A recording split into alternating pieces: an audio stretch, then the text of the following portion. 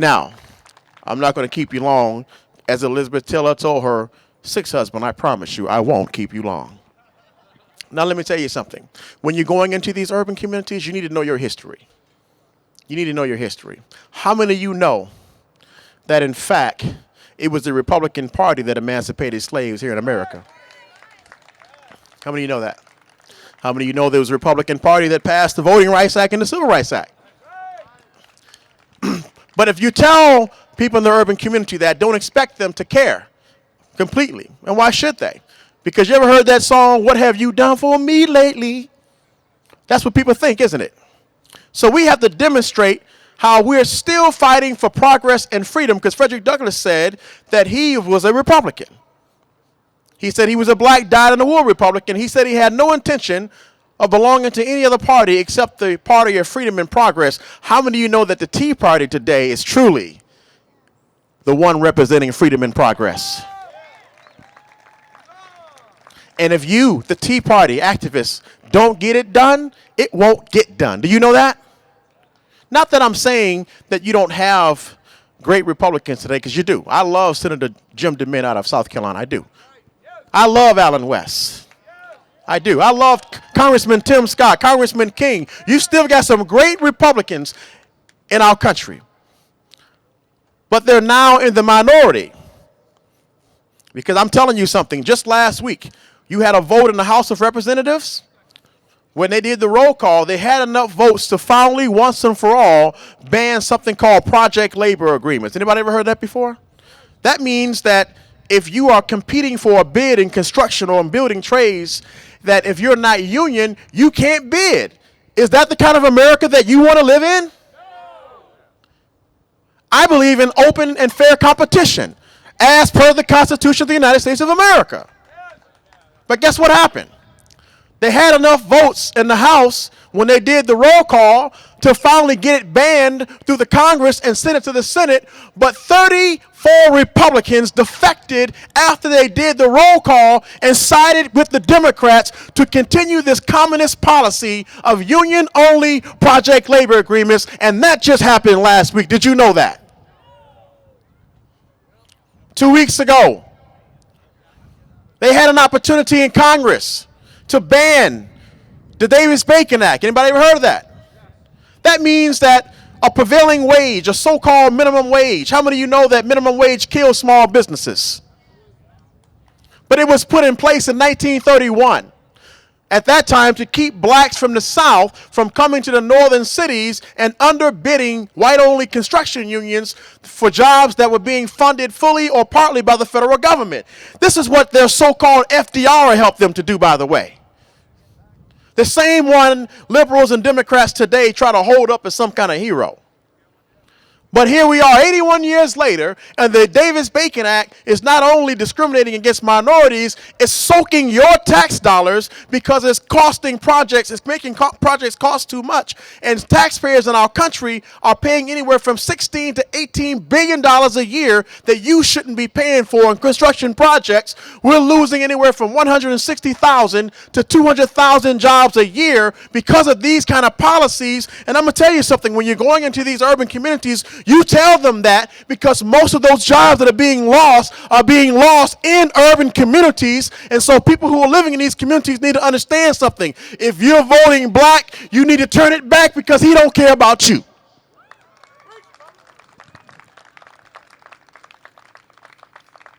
That's what's happening in Congress. So when they had a vote on the Davis-Bacon Act in Congress, led by Congressman Steve King and Connie Mack out of Florida, they had enough votes on the roll call. But once again, when it came right down to it, when the rubber hit the road, you had 54 Republicans who defected and sided with Democrats and kept this liberal, socialist, communist policy in place today. So I'm telling you this so you understand. Yes, we need to get rid of Barack Obama. But he is part of the problem. He's not the whole problem. Because if we don't get a more conservative Congress in place, we get more of the same, folks. Many people have roll the wave of Tea Party support to Congress. And then when they got there, they act like they forgot how they got there, didn't they? Yes, they did. Are we going to keep letting them get away with that? No. We cannot afford that. Ronald Reagan said it. If we don't do something now, we're going to have to look at our children and ask them why they're not free and explain to them why they're not free. So I'm telling you, concede nothing. We are in a desperate situation. How many of you know that we haven't seen anything like this since the Great Depression? How many of you know that? More jobs. People are hurting out here. People are desperate. We see our youth suicide rate going through the roof today. Did you know that? Young people are looking at America, and they're not seeing the America many of us are seeing. They're seeing hopelessness and disparity, and they're killing themselves wholesale. And this president, this administration, many socialists in Congress, and I'm going to tell you something, I don't call liberal Republicans progressive because there's nothing progressive about them. If you are a socialist to me, you are the enemy, and I don't care what kind of tag you got on your chest. Okay? I don't care what kind of tag you have on your chest. If you are anti-free market, anti-individual responsibility, anti-strong defense, then to me, you are not a friend of liberty. You're not. And so we've got to get out here into these communities and fight. Stop letting somebody tell you that you need more blacks to come with you into the black community. Is the message black or is the message freedom?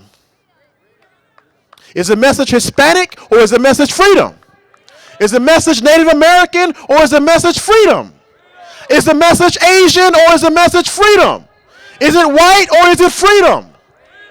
Liberals want to divide us among cultural, ethnic lines and class lines. That's the game they play. But we have to say to them, like Mitt Romney said to Barack Obama in the last debate, we don't have to settle for that.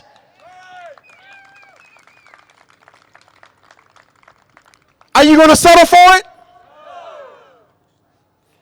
Listen, please get out into these communities. I'm going to say it again. Learn your history. I'm going to give you one more piece of history. The reason why most minorities are voting liberal, it's not so much because of the entitlements. Most people, believe it or not, the average person, when you throw that word out there, entitlement, many people don't know what that means. Do you know that? Because if a person's going to work every day, even if they're being subsidized somehow on the federal level, which is true for many Americans, we know that. But to the person going to work, if you say to them, well, you're dependent on the government, well, intellectually, they can't rationalize that. They can't register that. You understand? So you've got to take the time to educate. But here's the reason why most minorities vote for liberals. Because the Democrat Party and liberals have convinced them through propaganda over the last 100 years or more that the Democrat Party is really the champion of civil rights. And what a joke is that? But it's our fault because we allow these relationships to be fractured. And it really began after emancipation. During Reconstruction, when Abraham Lincoln was assassinated, there was a gentleman that took over by the name of Andrew Johnson. We know who he is, don't we? From Tennessee. And Andrew Johnson began to try to restructure the Reconstruction vision of Abraham Lincoln, didn't he? The Republican Party at that time tried to impeach him. In fact, they did impeach him. How many of you know that? They actually impeached him, but the Senate stopped the impeachment. And so suddenly, there was a deal that was cut. And suddenly, this radical abolitionist Republican Party cut a deal that gave the South back to the ideology of liberalism, and suddenly Jim Crow laws and black codes started appearing up and down the South, and suddenly blacks couldn't vote. We know that's historical fact, don't we? So it wasn't so much that the Republican Party did that, but they got complacent and took their feet, as my friend Rich was saying yesterday when we had dinner, they took their feet off the neck of liberalism and they let it grow like cancer in the South.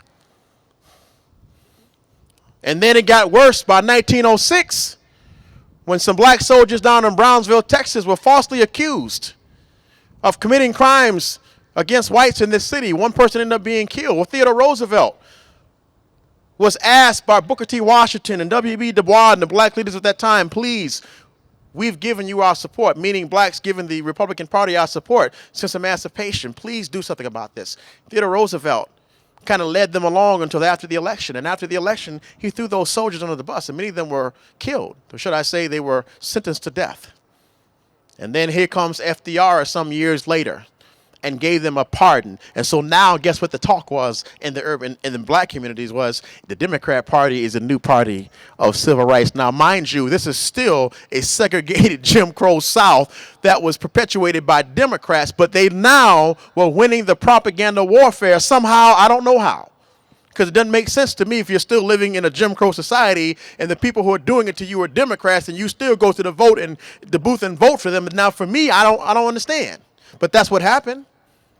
And notice that whenever liberals are talking about Republicans, conservatives, or Tea Party, the narrative is always the same. They're always trying to use civil rights and discrimination and racism in their narrative, aren't they? Yes.